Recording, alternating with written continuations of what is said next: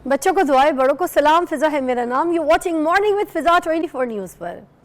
नाज़रीन, लोगों को हिप्नोटाइज़ कर देना, लोगों को बिल्कुल फ्रीज कर देना, लोग जो सोच रहे हैं, जहाँ बैठे हैं, जहाँ अपनी इमेजिनरी एक सिचुएशन में है, वहाँ पर उनको रोक देना। आपने देखा होगा बहुत सारी बड़ी बड़ी फिल्म्स, बड़ी छोटी छोटी उम्रों में आप लोगों ने शायद देखी होंगी। मैं भी खुद उस वक्त छोटी थी। मिस्टर इंडिया अनिल कपूर साहब की फ़िल्म थी जिसमें उनको घड़ी मिल जाती है, गायब हो जाते हैं, फिर ठीक है, और उसके बाद घड़ी के ज़रिए वो बहुत सारे ऐसे काम करते हैं। फिर इसी तरह back to the future movie सब ने देखी है। वो बैक टू द फ्यूचर में भी आपने देखा होगा कि जो है वो गाड़ी एक ऐसी ईजाद करते हैं जिसके ज़रिए वो अपने या तो आगे फ्यूचर में चले जाते हैं, पीछे फ्यूचर में चले जाते हैं। एंड वो ज़बरदस्त किस्म के साइंटिस्ट होते हैं। बच्चों में तो बहुत ही मकबूल फ़िल्म है। उसके अलावा आपने बहुत सी ऐसी फ़िल्म देखी होंगी जिसमें पास्ट में लोगों को भेज दिया जाता है किसी किस्म से हिप्नोटाइज़ करके, और उनसे उनके जितने भी मामलात हैं वो उधर पूछे जा रहे होते हैं जहाँ पर वो फंसे होते हैं, या कोई उनको सिचुएशन ऐसी होती है जहाँ पर उनको चेक किया जा रहा होता है। तो ज़िंदगी का कोई ट्रॉमा जो उनके जहन में फंसा हुआ होता है, जो उनके लाशऊर में होती है, उसको जानने के लिए कि ताकि उनकी आगे जो ज़िंदगी है, जो उनका फ्यूचर है, उसको आसान बनाया जा सके। बहुत से ऐसे लोग हैं आपको इस तरह से हिप्नोटाइज़ करते हैं और आपको आपके पास में भेज के उस सिचुएशन को जानने की कोशिश करते हैं। कुछ ऐसे लोग होते हैं जो बचपन से ना खौफ का शिकार होते हैं, किसी चीज़ का डर होता है उनको, कोई वहम होता है, और वो एक ऐसी ट्रीटमेंट होती है कि जब उनको हिप्नोटाइज़ किया जाता है तो उनको जब उनके पास पे भेजा जाता है तो वहाँ से उनकी सिचुएशन को चेक करके उनकी ट्रीटमेंट जो है उस तरीके से जो है वो माहिरीन जो है उसको एक्सपर्ट जो है वो वैसे तरजीह दे रहे होते हैं और वैसे उनकी ट्रीटमेंट कर रहे होते हैं। मगर आज हमने ये सोचा कि क्यों ना ये जो चीज़ें हम सुनते आ रहे हैं, इस पर इसका ऐसे इलाज है, इसकी ये चीज़ें हैं, ऐसी जो है तरीके से हिप्नोटाइज़ हो जाता है इंसान, और ये साइकोलॉजिकली हम किस तरीके से इस चीज़ को हैंडल कर सकते हैं, सब चीज़ों को दिखाने के लिए, बात करने के लिए, इसमें क्या हकीकत है, कितनी सच्चाई है, क्या आप हिप्नोटाइज हो सकते हैं या नहीं, इसकी हकीकत जानने के लिए ही आज ये प्रोग्राम मैंने यहाँ पर सजाया है। मेरे पास ज़बरदस्त मेहमान मौजूद हैं जो कि हैं मुदस्सरा वहीद, माइंड पावर आर्टिस्ट है, और इनके जो दावे हैं वो अपने क्लाइंट्स के साथ बड़े सच्चे हैं। अभी तक जितने भी इन्होंने क्लाइंट्स को डील किया है, जो रिसर्च मेरे पास आई है, she is very famous in this and very expert in this. और उसके साथ हम इनसे पूछेंगे कि ये जो हिप्नोटिज़म और टेलीपैथी है इसमें क्या फ़र्क है और ये कैसे हिप्नोटाइज़ किया जाता है। आप कॉल कर सकते हैं, हमसे रब्ता कर सकते हैं। अगर आप भी चाहते हैं किसी माजी की किसी ऐसी सिचुएशन में आप फंसे हुए हैं, घबराए हुए हैं, डरे हुए, घबराए हुए, तो उस चीज़ का हल क्या है, कैसे आप ट्रीट कर सकते हैं अपने आप को। अस्सलाम वालेकुम, कैसी है मुदस्सरा? जी वालेकुम अस्सलाम। फिज़ा आप कैसी हैं? अल्लाह का शुक्र, ठीक ठाक। आज का टॉपिक बड़ा डिफरेंट है लोगों के लिए, क्योंकि आधी दुनिया को तो ये समझ ही नहीं आती, लगता है कि शायद ये मजाक है, जिससे जोक। तो सबसे पहले तो आप मुझे बताइए हिप्नोटिज़म होता क्या है? इज़ दैट ट्रू के लोग हिप्नोटाइज़ हो जाते हैं, हिप्नोटाइज़ कर दिया जाता है? Over to you.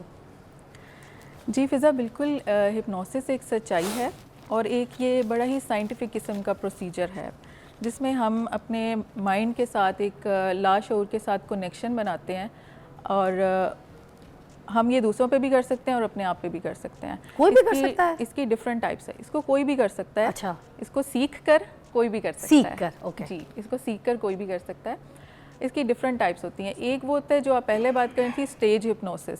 Stage hypnosis में हम इल्यूजन्स क्रिएट करते हैं और ऑडियंस के साथ हम उनके माइंड के साथ मतलब गेम्स करते हैं, ठीक है। तो उसमें हमें इतना इंटरेस्ट नहीं है क्योंकि उसका कोई बेनिफिट नहीं है, ठीक है। हम करते हैं ज़्यादातर सेल्फ हिप्नोसिस और हिप्नोथेरेपी। सेल्फ हिप्नोसिस ये होता है कि हम अपने साथ, अपने लाशऊर के साथ एक कनेक्शन बनाते हैं। हमारे दो तरह के माइंड होते हैं, एक होता है हमारा कॉन्शियस माइंड और एक होता है हमारा सब कॉन्शियस माइंड, ठीक है। कॉन्शियस माइंड ये है कि जब हम आपस में बैठे हैं, बात कर रहे हैं, ठीक है। और एक हमारा जो सब कॉन्शियस माइंड है वो हमारे बॉडी के फंक्शंस चला रहा है, हमारी जो है हार्ट बीट को चला रहा है। अनकॉन्शियसनेस भी होता है ना? जी, मतलब ये तीसरा भी हो जाएगा? नहीं, वो अनकॉन्शियस और सबकॉन्शियस एक ही होता है। अच्छा जी, उसको एक ही, वो बेसिकली वो माइंड की फ्रीक्वेंसीज होती है ना, ठीक है। तो अब उसमें थ्योरी में तो मैं नहीं जाऊंगी, मैं उसकी प्रैक्टिकल इम्प्लीकेशंस में जाती हूँ, ठीक है। उससे हम क्या क्या कर सकते हैं। अब सेल्फ हिप्नोसिस अगर हम अपने साथ करते हैं ना, तो हम अपने बॉडी के फंक्शंस कंट्रोल कर सकते हैं। जैसे कि मैंने बताया, हमारा लाशूर कंट्रोल कर रहा है हमारी हार्ट बीट को। हम बात कर रहे हैं, हम कॉन्शियसली ब्रीदिंग नहीं कर रहे, हमारी ब्रीदिंग हो रही है। और जब हम सो रहे होते हैं, हमारे बाल ग्रो कर रहे होते हैं और हमारे नेल्स ग्रो कर रहे होते हैं, हमारा जो है ब्लड सर्कुलेट हो रहा होता है। तो ये सारे फंक्शंस सबकॉन्शियस कंट्रोल करता है। अब हम जब उसको कमांड दे देते हैं अपने आप को हिप्नोसिस करके, हम उसको कमांड देते हैं, तो हम उससे क्या क्या करवा सकते हैं। हम अपने बालों की ग्रोथ बढ़ा सकते हैं, हम अपना वेट जो है वो कम कर सकते हैं, हम अपने स्किन ग्लो कर सकते हैं, और इसके अलावा बहुत से काम हम अपने फ़ोबियाज़ ख़त्म कर सकते हैं, फ़ियर ख़त्म कर सकते हैं, कॉन्फिडेंस बढ़ा सकते हैं, और बहुत सारे काम हैं मतलब जो हम अपनी नींद को कंट्रोल कर सकते हैं। तो ये टेलीपैथी और हिप्नोटिज्म में क्या फ़र्क होता है फिर? सही, टेलीपैथी में ये होता है कि हम किसी और के माइंड के साथ कनेक्शन बनाते हैं और हम एक मैसेज उसको कन्वे करते हैं। मतलब मैंने सोच लिया कि मैंने फ़िज़ा को एक मैसेज देना है, ठीक है, तो मैं जस्ट अपना उसमें डीप स्टेट में जाऊंगी, और उसको हम अल्फ़ा स्टेट बोलते हैं। डीप अल्फ़ा स्टेट में जाऊंगी और उसमें मैं एक मैसेज आपके साथ कनेक्शन बना के आपको एक मैसेज दूंगी। आपको वो मैसेज मिलेगा और आपको लगेगा वो आपके अंदर की आवाज़ है।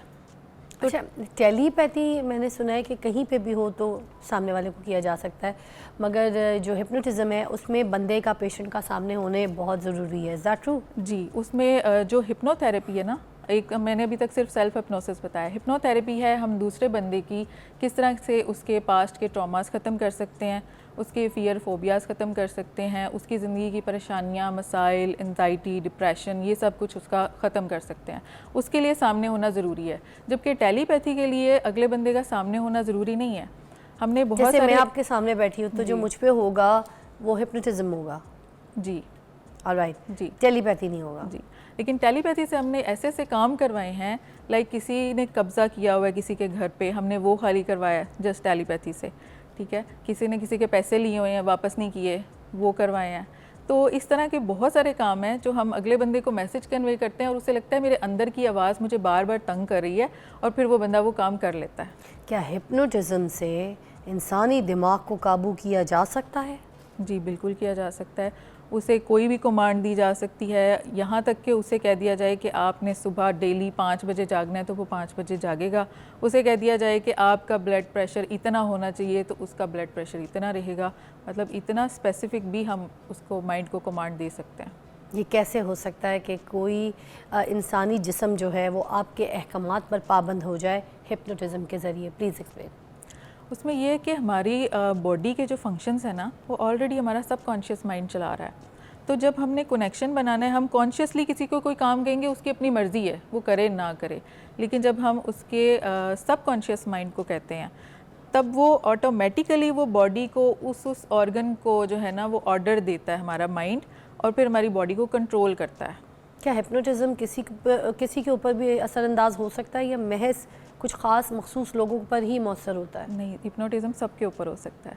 अच्छा, सिवाय उनके कि जिन्होंने अपने आप को बहुत ज़्यादा स्ट्रॉन्ग किया हो इसी फील्ड में, जो इस फील्ड के एक्सपर्ट हों कि हम तो किसी के साथ कर सकें लेकिन कोई दूसरा हमारे ऊपर ना कर सके।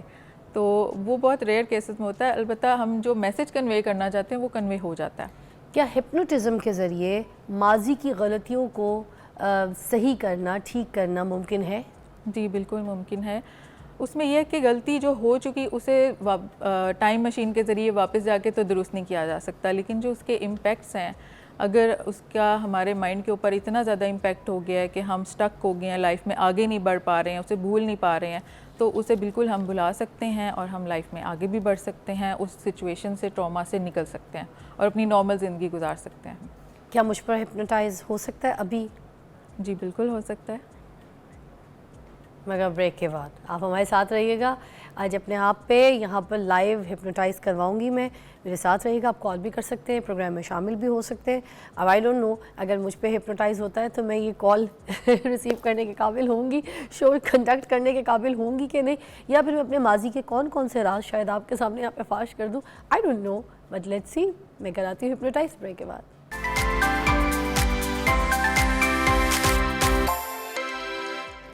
Welcome back, you watching morning with Fiza और मुदस्सरा मेरे साथ मौजूद हैं जो माइंड आर्टिस्ट हैं। आपको पता है अभी मैं यूएसए भी गई हुई थी, तो वहाँ पर भी ना जगह जगह पर वहाँ पर ऐसे क्लिनिक्स जो हैं, ऑफिस खुले हुए, लोग बहुत ज़्यादा इस तरह की ट्रीटमेंट्स लेते हैं। इनकी भी जो तालीम है, जो इन्होंने पढ़ा है, वो भी यूएस की इनके पास डिग्री मौजूद है।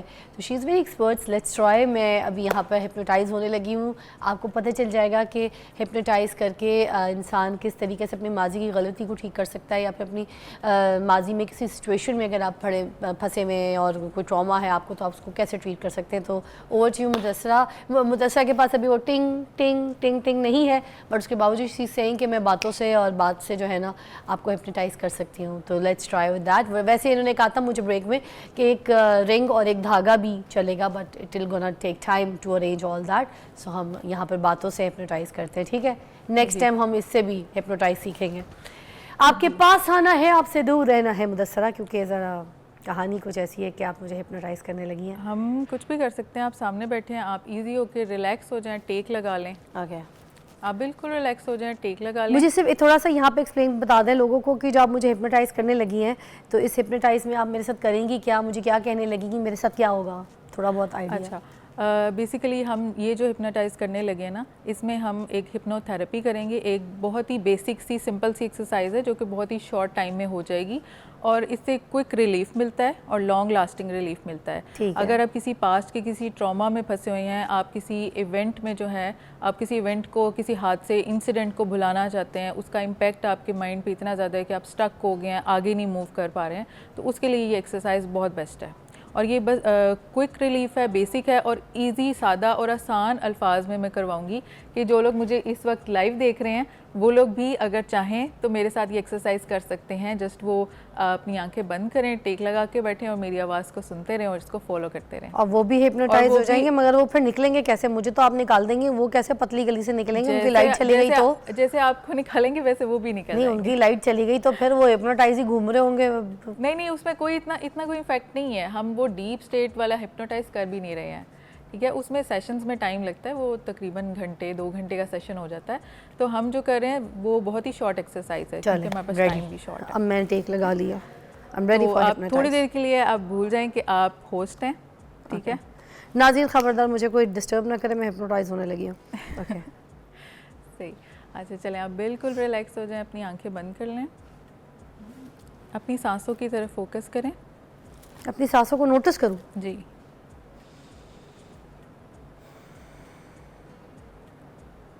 बिल्कुल ढीला छोड़ दें अपने जिस्म को। आपके शोल्डर्स थोड़ा सा रिलैक्स होने वाले हैं। आप शोल्डर्स को आपकी आवाज़ मुझे कम आ रही है। ओके, आप अपने शोल्डर्स को बिल्कुल रिलैक्स कर लें। अभी भी आवाज़ कम आ रही है। ओके आप अपने शोल्डर्स को बिल्कुल रिलैक्स कर लें। ठीक है, बिल्कुल ढीला छोड़ दें, आंखें बंद कर लें, बिल्कुल टिक लगा लें, सर को थोड़ा सा पीछे, सर को बिल्कुल रेस्ट करने दें। जी, ज़्यादा ही हो गया। No this better, it's better. आप सर को बिल्कुल रिलैक्स करने दें, अपनी लेग्स को रिलैक्स करने दें। अभी थोड़ा सा उस पे लेट जाऊँ? इस पे लेट जाती हूँ। आप इधर आ जाए, आपको माइक लगा हुआ, आप इधर आ जाए। मैं गड्डियाँ इधर लाती हूँ, आपको इजी हो जाएगा। नाज़रीन मुझे कोई छेड़ा ना, मैं फिर हिप्नोटाइज होने लगी हूँ। खबरदार जो मुझे किसी ने छेड़ा। चलो अब आप जो बोलती हैं बताएं। ओके, अब आप बिल्कुल रिलैक्स हो गई हैं। हाँ ठीक है, अपने फोरहेड की तरफ अपनी अटेंशन लेकर आएं। इसको बिल्कुल सेल्स को, सब सेल्स को आप जो है ना रिलैक्स छोड़ दें। बिल्कुल रिलैक्स, बिल्कुल relax. Very good. Now it seems कि आप रिलैक्स हो गई हैं। अच्छा, अब सबसे पहले हमारा जो जहन है वो तस्वीरी शक्ल में सोचता है, तो आप कोई ऐसा इवेंट सोचें जिससे आप बाहर निकलना चाहती हो, जिसका इम्पैक्ट अभी तक ख़त्म ना हुआ हो।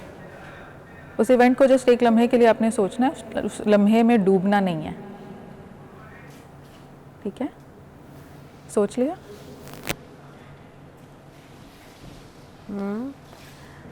अब आपने क्या करना है, आपके माइंड में एक पिक्चर बनी होगी, एक इमेज बना होगा। अब आपने इस इमेज को इमेजिन कर लें कि ये प्रिंटेड फॉर्म में आपके ब्रेन के ऊपर पड़ा है, आपके सर के ऊपर पड़ा है, ये जो इमेज है। अब इसको अपने से आहिस्ता आहिस्ता दूर लेके जाएं। ये आपसे दूर जा रहा है, ये आपसे काफ़ी दूर होता चला जा रहा है, होता चला जा रहा है, होता चला जा रहा है, बिल्कुल दूर, आपसे इतना दूर चला गया ये आसमानों तक पहुंच गया और अब आपको ये इमेज नज़र भी नहीं आ रहा है। अब आपको ये इमेज बिल्कुल भी गायब हो गया है। ठीक है, अब दोबारा अपनी तवज्जो अपने सेंटर ऑफ हेड में लेकर आएं और दोबारा इस इवेंट को देखें, सोचें, क्या अब आपको दोबारा ये इमेज नज़र आ रहा है? या तो नज़र नहीं आ रहा होगा या फिर बिल्कुल ब्लर सा नज़र आ रहा होगा। अब दोबारा इसको दूर ले जाएं, इसे दूर लेते जाएं, बहुत दूर, बहुत दूर, बहुत दूर। ये इमेज आपसे बहुत दूर जा चुका है। अब ये दोबारा इमेज आपको नज़र नहीं आएगा। ठीक है, अब कोई ऐसा इंसान के बारे में सोचें जो आपका नापसंदीदा हो या उसकी कोई बात या कोई बिहेवियर आपको बुरा लगता हो। वो शायद कहीं आपके वर्क प्लेस पे हो सकता है, आपकी फैमिली में हो सकता है या कहीं भी हो सकता है। ऐसे किसी बंदे के बारे में सोचें। इसका भी इमेज बना होगा। अब इसके इमेज को भी अपने माइंड से दूर लेके जाएं, दूर लेके चलते जाएं, काफ़ी दूर ले जाएं, बहुत दूर। अब ये इमेज इतना दूर हो गया है, इतना छोटा हो गया है कि अब आपको नज़र भी नहीं आ रहा है। अब दोबारा आएँ, अपने माइंड में वापस आएँ, दोबारा उस बंदे के बारे में सोचें। क्या अब आपको ये इमेज इसका उतना ही क्लियर नज़र आ रहा है या ब्लर नज़र आ रहा है? ठीक है, ब्लर नज़र आ रहा है तो अब आप इसको एक दफ़ा फिर दूर ले जाएं अपने से, बहुत दूर ले जाएं, बिल्कुल दूर ले जाएं और बिल्कुल इसको गायब कर दें। अब ये बहुत दूर जा चुका है और गायब हो चुका है। ठीक है, अब इस बंदे का आपकी ज़िंदगी पे उतना इम्पैक्ट नहीं रहेगा, आपको इसकी वजह से कोई डिस्टर्बेंस नहीं होगी। अब आप प्रेजेंट के किसी इवेंट या पर्सन के बारे में सोच सकती हैं जिससे अब आप जान छुड़ाना चाहती हो, या जो अभी आपको टीज़ करता हो, या कोई भी ऐसा बंदा जिससे आप जो है वो डिसोसिएट होना चाहती हो।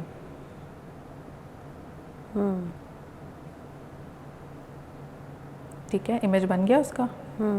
अब इस एक इमेज को बहुत ज़्यादा डीपली नहीं जाना, जस्ट एक इमेज को हल्का सा इमेज की फॉर्म में आपने इसको अपने से दूर लेके जाना है।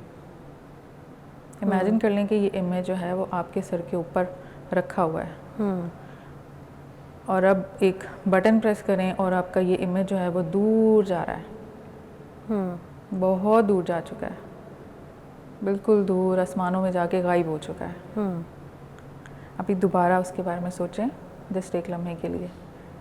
अब अगेन आपको ये बिल्कुल ब्लर सा नज़र आ रहा होगा।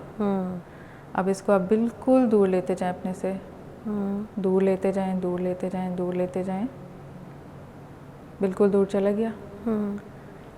अब ये बिल्कुल रिलैक्स है। अब आहिस्ता आहिस्ता आप अपनी आंखें खोल सकती हैं और इसके बारे में हमें फीडबैक दें कि आप पहले कैसा फ़ील कर रही थी और अब कैसा फ़ील कर रही हैं इन्हीं सिचुएशंस, इवेंट और पर्सन के बारे में।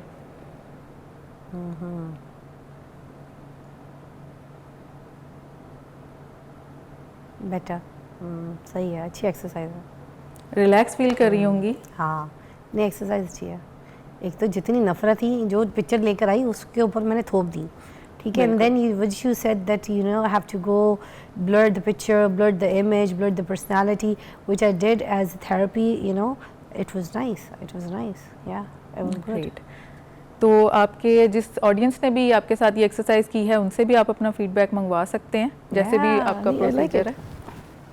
It's a good therapy, it's a good exercise.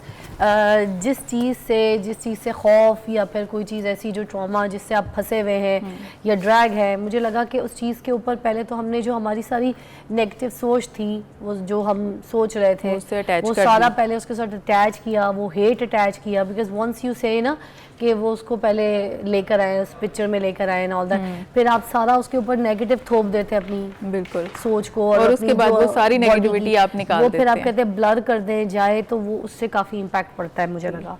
Once you said कि अब ये वापस नहीं आएगी इमेज, तो ये इट हैपेंस दैट वे। या ये एक अच्छी तो ये बहुत एक ये छोटी सिंपल और क्विक रिलीफ की एक्सरसाइज थी और इसका इफेक्ट भी बहुत लॉन्ग लास्टिंग है। अच्छा। तो इसी तरह की बेशुमार जो वीडियोस हैं वो हमारा एक प्लेटफॉर्म है, यूट्यूब चैनल भी है, वेबसाइट भी है, उसमें बहुत सारी गाइडेड हिप्नोथेरेपी की ऑडियोज पड़ी हुई हैं। नाम क्या है? Mind power artist. Mind power artist ji, वो फ्री ऑफ कॉस्ट हैं, कोई भी बंदा उनको सुने और अपनी ज़िंदगी के मसाइल हल करे, अपने मसाइल हल करे, अपने प्यारों की ज़िंदगियाँ संवारे और उसके बाद फिर इस सोसाइटी में कंट्रीब्यूट करे। I like it. अच्छी एक्सरसाइज है, आप ट्राई कर सकते हैं। जिस तरीके से उन्होंने कहा कि लर्न करके, सीख के कोई किसी के साथ भी कर सकता है, तो एक अच्छी थेरेपी थी। कोई भी ऐसी चीज़ जो आपके बॉडी में नेगेटिव सोच के साथ तरजीह रखती है या रहती है आपके अंदर और आपको बाउंड कर लेती है, आप अपने फ्यूचर की तरफ नहीं जा सकते, तो this is the thing that you go in the past and you think of that problem जहाँ पर आप बहुत स्टक थे और आपको बहुत तकलीफ थी। चाहे आपको अपने किसी रिश्तेदार से कोई प्रॉब्लम है, कोई ऐसी नफ़रत या कोई तकलीफ़ जो उन्होंने आपको दी हो और आप डिज़र्व नहीं करते थे और you are in pain, you can take their name in the mind.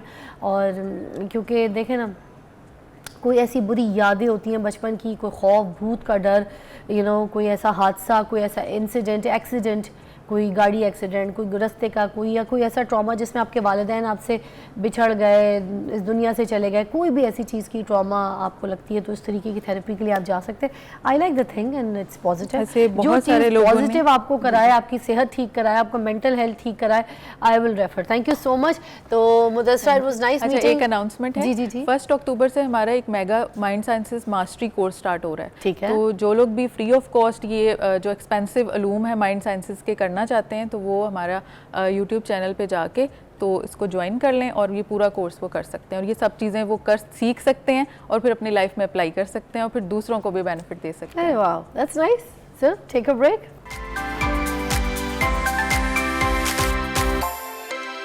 Welcome back, you watching morning with Fiza. नाज़रीन, जैसे कि अभी फर्स्ट ब्रेक जो थी उसमें हमने आपको यहाँ पर दिखाया कि किस तरीके से आपको हिप्नोटाइज़ किया जाता है, किस तरह से आपकी ट्रीटमेंट की जाती है और कितना कारआमद है, इसमें कितनी सच्चाई होती है। मैंने खुद अपने ऊपर हिप्नोटाइज़ करवा के आपके सामने यहाँ पर इस शो को कंडक्ट किया और सारी सिचुएशन बताई।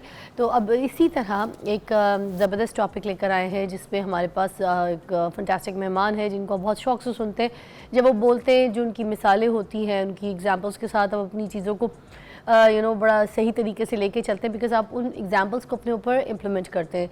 तो one of the very famous Sultan Khan motivational speaker हैं और आज हमारे पास फिर स्पेशली एक ज़बरदस्त टॉपिक को हम लेकर आए हैं, टीनेजर्स की तरबियत। तो मुझे लगा कि इनसे अच्छा कोई नहीं हमें गाइड कर सकेगा, समझा सकेगा। एंड आजकल सबका इशू है ये टीनेजर्स की जो तरबियत है उसको हम किस तरीके से लेके चलें, किस तरीके से उनको सही रास्ता दिखाएं। तो हमारे पास सुल्तान खान साहब को वेलकम कहेंगे। अस्सलाम वालेकुम। वालेकुम सलाम। कैसी तबीयत है? अल्हम्दुलिल्लाह। Doing such a nice suiting, always suit inside the waistcoat, tie. You look great.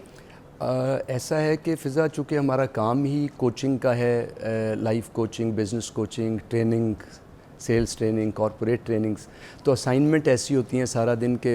फिर सीएसएस का बैकग्राउंड है तो वहीं से आदत पड़ गई हुई है एक वो अंग्रेज़ी बोलने की। आपके शोज़ में आते हैं तो बड़ी, या किसी सेशन में जाते हैं, बड़ी मुश्किल से अंग्रेज़ी के अल्फाज को माइनस करते जाते हैं ना। हाँ। क्योंकि इंग्लिश की चूसनी से ज़रूरी है इज्तनाब, हाँ। छुटती नहीं है मुंह से ये काफिर लगी हुई।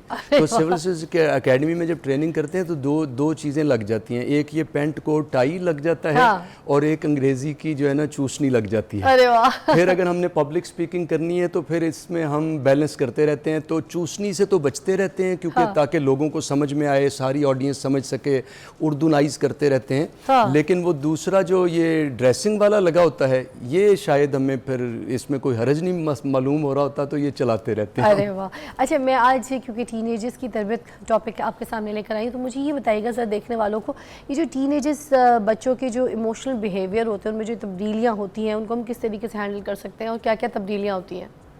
असल में फ़िज़ा ऐसे है कि जब बच्चा बहुत छोटे होने से ही, अब दौरे हाजिर के अंदर जैसे ग्लोबल विलेज बना है, जैसे दुनिया अब एक हथेली पे आ गई है, तो तब्दीलियाँ बहुत तेज़ हो गई हैं। जैसे टीन एज को ट्रेडिशनली हम समझते हैं कि 13 साल से 19 साल तक के बच्चे जो हैं उसको हमारी किताबों में टीनेजर लिखा जाता है या हम बोलते हैं। लेकिन जब मैं अपने बच्चों को देखता हूँ घर में, कि वो स्कूल में पढ़ रहे हैं, मैंने उनको बचपन से जैसे जाते देखा, तो अब मैं देखता हूँ कि जो बच्चा पहले 13 साल में जो कॉन्सेप्ट समझता था, जो उसके अंदर टीन एजर वाली आदत और चीज़ें और डेवलपमेंट शुरू होती थी, वो अब मैं देखता हूँ कि बच्चे में 7-8 साल की उम्र के अंदर ही मैंने अपने बेटे में, अपनी बेटियों में जब उनको डेवलप होते देखा, तो मैंने देखा जो हमारे अंदर 13, 14, 15 साल के अंदर बहुत सारे टीन एजर वाले कॉन्सेप्ट्स डेवलप होते थे, वो बच्चे स्कूल से और सोशल मीडिया से और दौरे हाजिर के जो फास्ट टूल्स हैं कम्युनिकेशन के और ग्लोबल विलेज का जो इम्पैक्ट है, उससे वो बहुत जल्दी लेना शुरू हो जाते हैं। तो पेरेंट्स को ये आगाह रहना होगा, अवेयर रहना होगा कि वो कहीं वेट करते रहें हमारे ट्रेडिशनल प्रोग्राम सुन के और किताबें पढ़ के कि अच्छा अभी तो हमारा बच्चा 9 साल का है, अभी तो 8 साल का है, तो अभी तो 10, अभी तो 3-4 साल हैं, फिर हम टीन एजर के बारे में कुछ सोचेंगे, पूछेंगे। तो ये जो प्रोग्राम आज आप कर रही हैं, ये मेरे ख्याल में 7-8 साल के बच्चों के पेरेंट्स को भी उतनी ही तवज्जो से लेना चाहिए। टीन एजर लफ्ज़ सुन के उनको आगे नहीं बढ़ जाना चाहिए कि अच्छा हमारा अभी लेवल नहीं है, हमारे बच्चे तो जो 7-8 साल तक हैं या 6 साल तक हैं या 10 साल तक हैं। चेंजेस जो आप फरमा रही हैं आई हैं, वो चेंजेस ये हैं कि बच्चे में पहले जैसे टीन एज में जब बच्चा आता है तो उसके अंदर कुछ चीज़ें डेवलप होना शुरू होती हैं। फॉर एग्ज़ाम्पल खुद नुमाई का शौक़ शुरू होना शुरू होता है, अपनी डाइट के बारे में कॉन्शियसनेस आना शुरू होती है, अपनी फ़िटनेस के बारे में मैं लगता कैसा हूँ।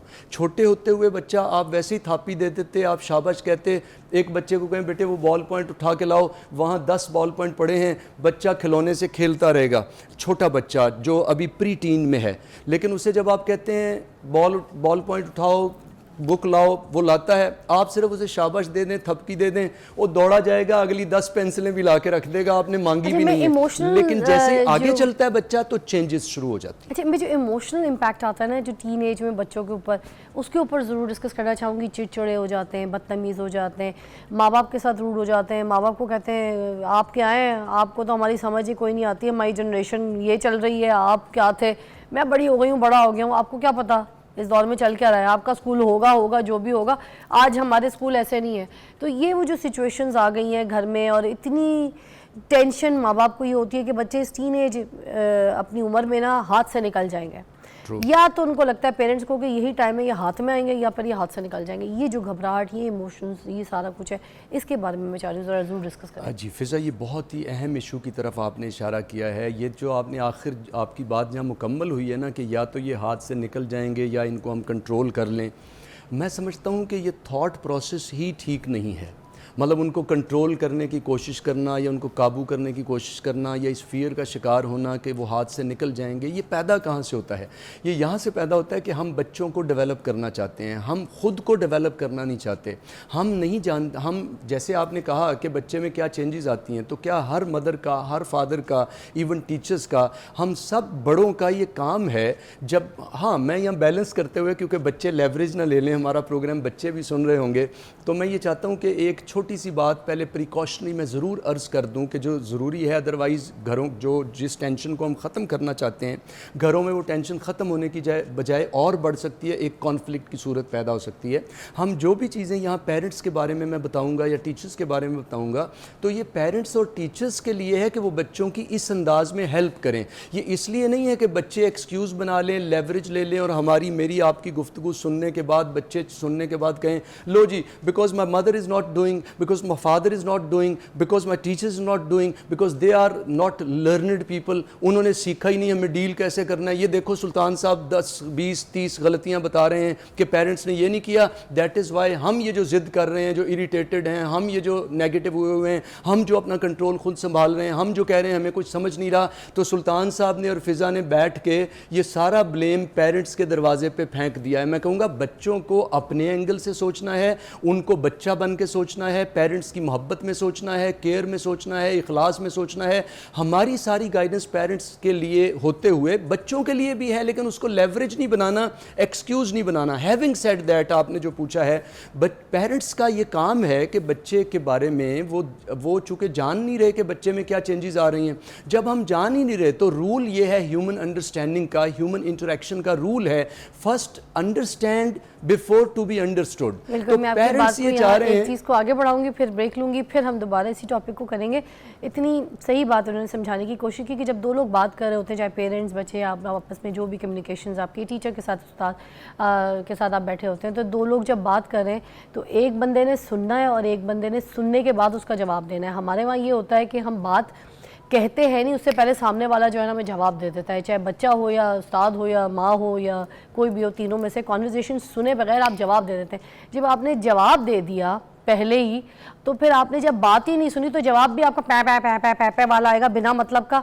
और जब आप सुन लेंगे कि सामने वाला कहना क्या चाह रहा है तो जवाब भी आप मतलब के हिसाब से देंगे, समझ के देंगे और उस पर गौर व फिक्र करके देंगे, चाहे छोटा हो, बच्चा हो, उस्ताद हो। एक ब्रेक के बाद हम दोबारा सुल्तान साहब से बड़ा इसी टॉपिक पर मज़ीद डिस्कस करेंगे। Stay tune.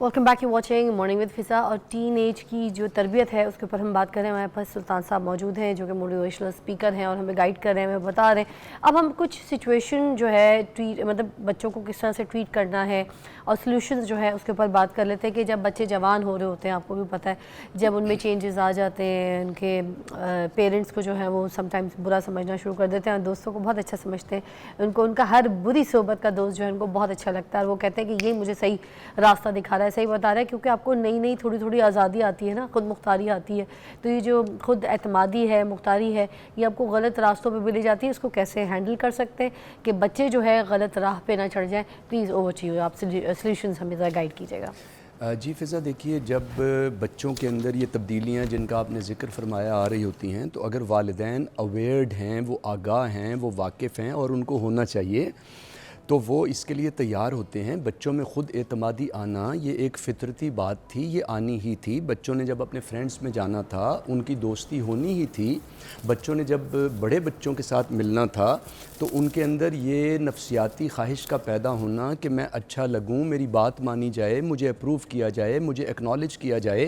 पहले उसके अंदर अभी बहुत छोटी छोटी शाबाशी थी जो पेरेंट्स उसको गले लगा रहे थे, प्यार कर रहे थे। जैसे वो अगली सतह पे आ गया, अगर वालिदैन उसके लिए तैयार नहीं है और पुराने तरीके इस्तेमाल कर रहे हैं जो प्री टीन में इस्तेमाल करने थे, और वो समझ रहे हैं जिस तरह बच्चों पे उनका ज़ोर चलता था प्री टीन में अभी भी चलेगा, तो अभी नहीं चलेगा, क्योंकि अभी बच्चे में फ़िज़िकल चेंजेस आ गए, वो फिज़िकली भी पावरफुल हो गया, उसे उस पावर का एहसास भी है।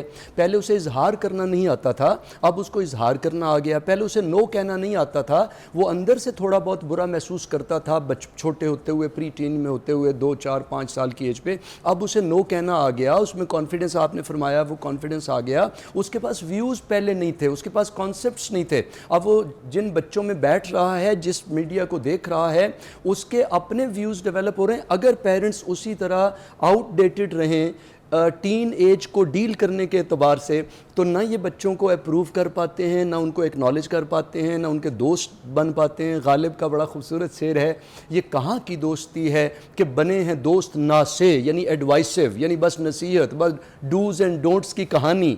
ये कहाँ की दोस्ती है कि बने हैं दोस्त ना से। कोई चारा साज होता, कोई गम गुसार होता, जो पीयर्स आपके बच्चों के गम गुसार बनते हैं, दोस्त बनते हैं, उनके गम को देखते हैं, उनके दिल को समझते हैं, उनकी बात को सुनते हैं, उनकी फीलिंग्स को समझते हैं, उन्हीं से दोस्ती होती है। और इंसान दोस्त से नसीहत भी कबूल करता है, जिससे वो समझ ही दुश्मन या दुश्मन जैसा रवैये का मालिक रहा हो, उससे वो कहाँ लेगा, चाहे वो पेरेंट्स हों, चाहे वो टीचर्स हों।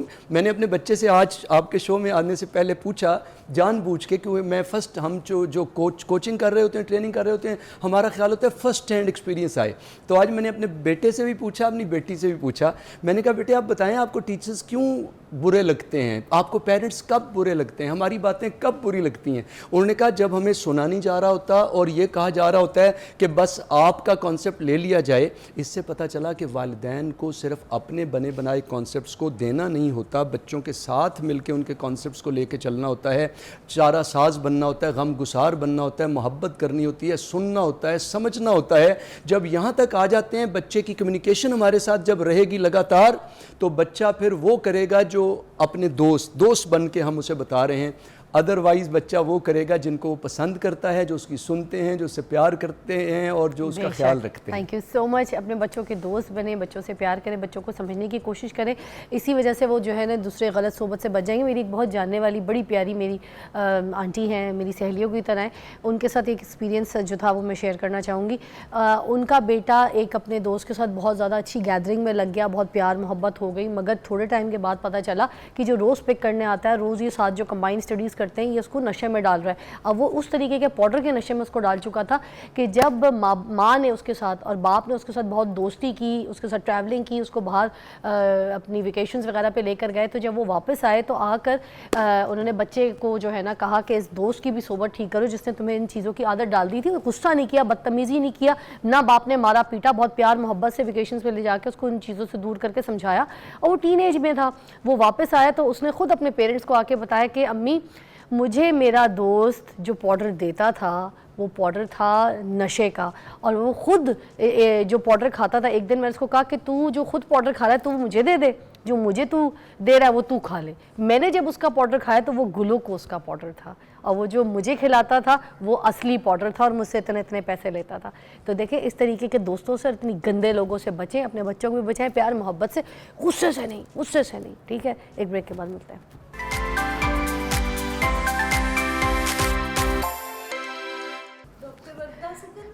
मुझे भूल गई नहीं, आप तो मेरा प्यार थे। डॉक्टर वर्दा सिकंदर लाइव जा चुके हैं, मेरी इतनी प्यारी दोस्त है, मैं कैसे भूल सकती हूँ, आज हमारे शो पे मौजूद है। और नाज़रीन मैं बताऊँ, जैसे आज हमारे शो पे हमने बड़ा कुछ किया, जैसे हिप्नोटाइज था, अभी हमने इमोशनल जो है बच्चों के जो बिहेवियर होते हैं उसके ऊपर हमने बात की। अब हम बात करेंगे वेट लॉस के ऊपर, ठीक है। और वेट लॉस के लिए हमारे पास जो डॉक्टर वर्दा सिकंदर है, जो कि माहिर ग़िज़ाइयत हैं, हमारे पास जब आती हैं बच्चों की कोई डाइट बताती हैं तो वो इतने मज़े की। अच्छा मेरी सहेली भी है, इसलिए उनकी स्टोन से परेशान मत होइएगा दोस्त है मेरी, क्योंकि मैं हार कर चली गई थी तो उसको ये नाराज किया कि मैं भूल गई। हाँ, इस वजह से कोई नहीं भूली।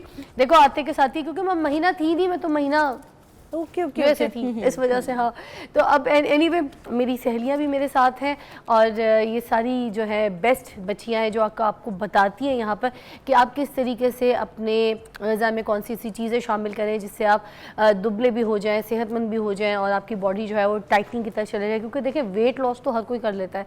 मेरी जब बात हुई थी तो मैंने यही बताया था वर्दा को, मैंने कहा कि वेट लॉस तो सब अगर जैसे करा देते हैं किसी ना किसी तरीके से, मगर उसके बाद जो प्रॉब्लम आती है वो आती है स्किन टाइट नहीं रहती, लूज हो जाती है। मतलब सपोज मैं आपको यहाँ पे एक चीज़ दिखाती हूँ। जी जी।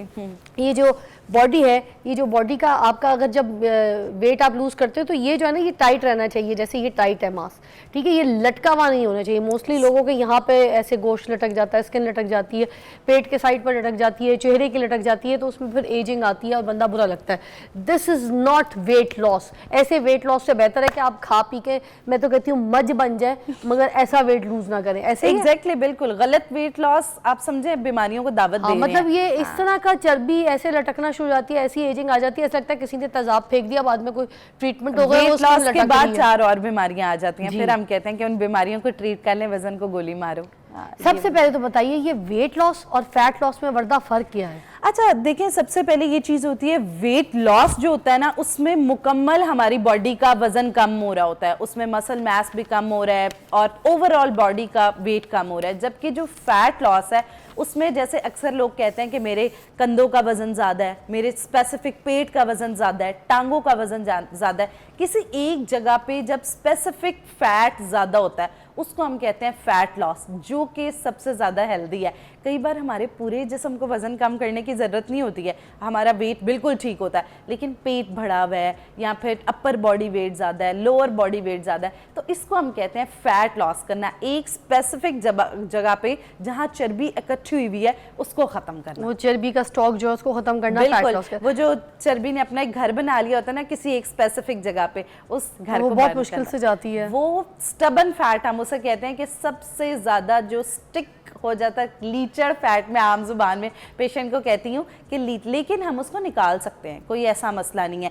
अच्छा, सबसे पहले तो ये चीज़ है कि हमने जानना है कि हमारा मसल मैस कितना है। जब मसल मैस ज़्यादा होगा तो ऑटोमेटिकली फैट मैस कम होता जाएगा, क्योंकि मसल जितना ज़्यादा आता जाएगा उस जगह पे चर्बी जो है वो कम होती जाएगी। फैट लॉस करने के क्या इकदाम होते हैं जो बहुत ज़रूरी लोगों को करने चाहिए? अच्छा, फैट लॉस में जहां हम हमेशा कहते हैं 70% डाइट का रोल होता है और 30% एक्सरसाइज का रोल होता है, लेकिन जब आपने फैट लॉस करना है तो आपने इसका ऑपोजिट कर देना है, 70% एक्सरसाइज और 30% डाइट। तो कोशिश ये करनी है कि खास तौर पे अब जो आपका स्पेसिफिक जगह का वज़न है, एक तो वेट लिफ्टिंग करके उस वज़न को बाहर निकालें, दूसरा 3 चीज़ें बिग क्रॉस है, उसमें गुंजाइश नहीं है कि जी हम थोड़ा बहुत ले सकते हैं। सबसे पहले प्रोसेस्ड फूड और सफ़ेद मैदे वाली चीज़ें, उसमें सारी बेकरी आइटम्स आ जाती हैं, सफ़ेद नान आ जाते हैं, ये बंद कर देने हैं हम लोगों ने। मतलब नान वान भी? बिल्कुल, देखिए कोई भी चीज़ सफ़ेद मैदे से बनी है वो वाइट फ्लोर रिच है, वो हमने बंद। लाहौरी तो खाते ही नान चने। नान, अच्छा वो ये कहते हैं हमने बेकरी छोड़ी हुई है, बिस्किट्स छोड़ी हुई है, लेकिन साथ नान चने खा लेते हाँ। हैं। देखिए नान भी, सफ़ेद रोटी भी, तो अगर आप कर रहे हैं तो मुकम्मल तरीके से करें ताकि आपको कोई फ़ायदा भी हो। उसके साथ दूसरी चीज़ ये आ जाती अच्छा, है, सफ़ेद आटे वाली रोटी भी नहीं खानी? सफ़ेद आटे वाली, देखिए कोई भी सफ़ेद आटे वाली चीज़ है उसके अंदर फाइबर नहीं मौजूद, तो वो जो आपका रिस्ट्रिक्ट फैट है ना वो किसी तरह भी जिस्म से नहीं निकल पाएगा। तो इस वजह से कोशिश ये करनी है सफ़ेद मैदे वाली कोई चीज़ आपने इस्तेमाल नहीं करनी।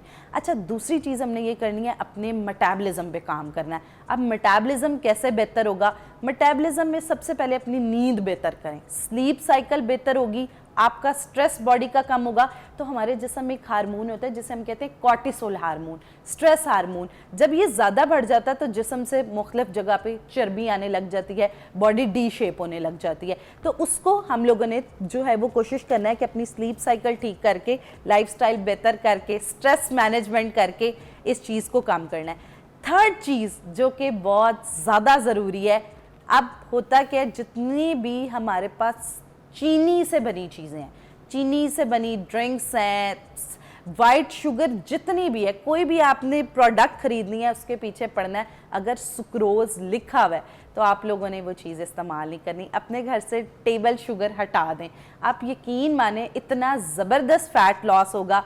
उसके साथ साथ एक आखिरी टिप, बड़ी कमाल टिप है और ये लाइफ चेंजिंग टिप है। ये जब मैं पेशेंट्स को कहती हूँ ना, पेशेंट कहते हैं डॉक्टर साहिबा हमें ऐसा लगा है कि जैसे गुब्बारा था ना, गुब्बारे के अंदर से हवा निकल गई। इस तरह आप लोगों ने क्या करना है, पानी की मिकदार का ख्याल रखना है। ये जो हम कहते हैं ना पानी बहुत ज़्यादा पिए, पानी बहुत, और पानी और नमक को इकट्ठे नहीं लेना। जैसे लोग अक्सर सकंजवीन का इस्तेमाल करते हैं, सालन है उसमें पहले पानी डाल के नमक पहले, ऊपर से आप पिंक सॉल्ट ऐड कर सकते हैं, लेकिन आपने नमक पकाना नहीं। जब नमक किसी चीज़ में पक जाता है ना तो वो क्या होता है कि हमारी बॉडी में जाके सोडियम के साथ किसी मुख्तलिफ जगहों पे रिटेन हो जाता है।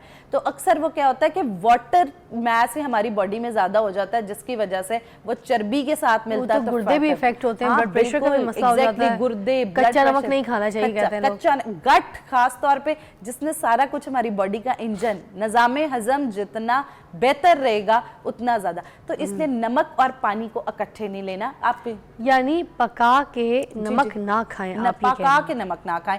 आपने पिंक सॉल्ट हांडी में इस तरह ऐड करना है, आप ऊपर डालें। तो लोग यही तो कहते हैं पका के नमक खाने से सही रहता है। तो ये मुझे बताओ ना, ये कहते हैं कच्चा नमक जो है, ऊपर से जो नमक लेंगे वो ज़्यादा मसला हो जाता है। कुछ लोग कहते हैं अंडे पे भी जो हम ऊपर नमक ऐसे डालते हैं ज़्यादा, उसी से ज़्यादा प्रॉब्लम होता है। फ्रूट के ऊपर जो हम नमक डाल देते हैं उसको थोड़ा सा फ्लेवर देने के लिए, चाट मसाला वगैरह बनाते हैं, उस पर भी मना करते हैं लोग ज़्यादा, उस पर कहते हैं ज़्यादा होता है। बिल्कुल, मगर यहाँ पे आप उल्टा कह रही हैं, इसलिए मैं इसको क्लियर करवाना चाह रही हूँ मुझे। अच्छा देखें फिजा, हम लोगों को जिस्म में चाहिए 2300 मिलीग्राम नमक रोजाना, सोडियम जिसे हम कहते हैं, वो बनती है एक चाय की चम्मच। अब वो नमक हमने ये चाहिए ही चाहिए, ये चाहिए ही चाहिए, ये हमारे जिस्म की जरूरत है। अच्छा, चाहे वो हम नमक में डाल के ऐसे, और किस फॉर्म में लेना है, कच्चा या पका के? अच्छा, ये चीज सबसे जरूरी है, उसको पकी हुई फॉर्म में ना लें।